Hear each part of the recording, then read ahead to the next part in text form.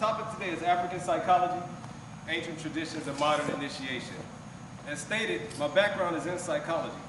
And I went through most of my matriculation through undergrad, never hearing anything about Africa, African spirituality, and how it relates to psychology. Then I ran into a guy named Raymond Wimbush. He was a psychology professor. I was actually a biology major at the time. Whoa. And he made a statement. He said, if you free your mind, then the rest will follow. I said, word. I said, I'm trying to be freed up. So that very next semester, I changed my major from biology to psychology, and I haven't looked back since. And so he taught a class called The Psychology of the Black Experience, or something like that. And in that class, one of our required textbooks was the ISIS papers. Wow. Right? And I'm this dude from Cincinnati, Ohio, pants still hanging down to here, you know, still got all kind of illegal activities going on. Just kidding. Anybody recording? Just kidding. And you know, I mean, I still, excuse my language, elders, and I still thought I was a nigga. I really did.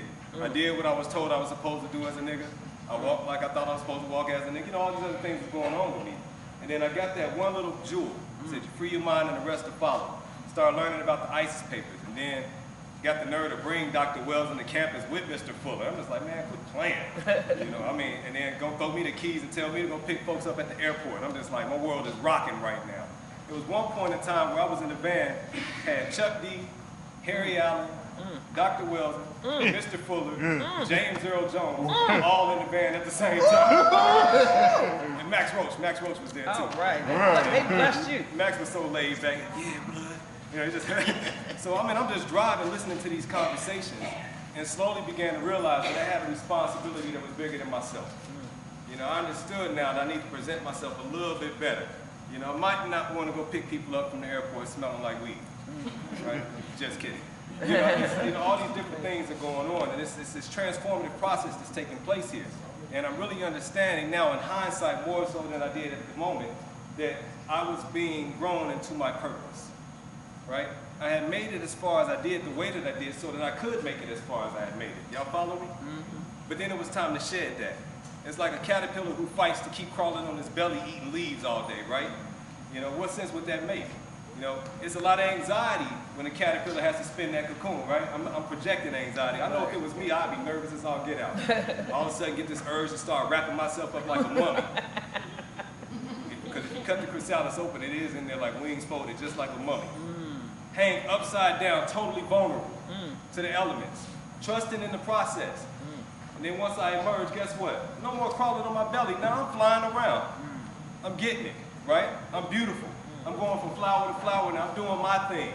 No longer worried about getting stepped on. Got to worry about little kids wanting to touch the powder on my wings, but that's about it, right? It's a transformative process, and in hindsight, I know that that's what I was going through. And so what I did is I decided, I chose, right? I was presented with the option, and I chose to walk the path on purpose from that point forward. It wasn't easy. All kind of, oh man, you changed. Thank you. That was my response. I would have wasted a whole lot of time and a whole lot of money if I didn't change one way or the other. So, you know, my boys back home calling me out, they still calling me they nigga. It's like, man, I ain't been nobody nigga in a long time, bro. That ain't me. But I had to go through that. You know, I started changing my diet. My cousin loved him to life, being my cousin. Man, you want a bite of this? You know, I'm good. But every time it was in my face. And what I learned from that process is this. If you declare something for yourself, I'm no longer going to do X, Y, Z. Guess what you're going to get the opportunity to do? X, Y, and Z. X, Y, and Z, you're going to prove yourself a liar, you're going to prove yourself steadfast. One or the other. And so we have to be careful when we make those declarations. But see, this ain't the stuff that I was learning in psychology. Not in the classroom. This is the stuff I was learning in psychology of life.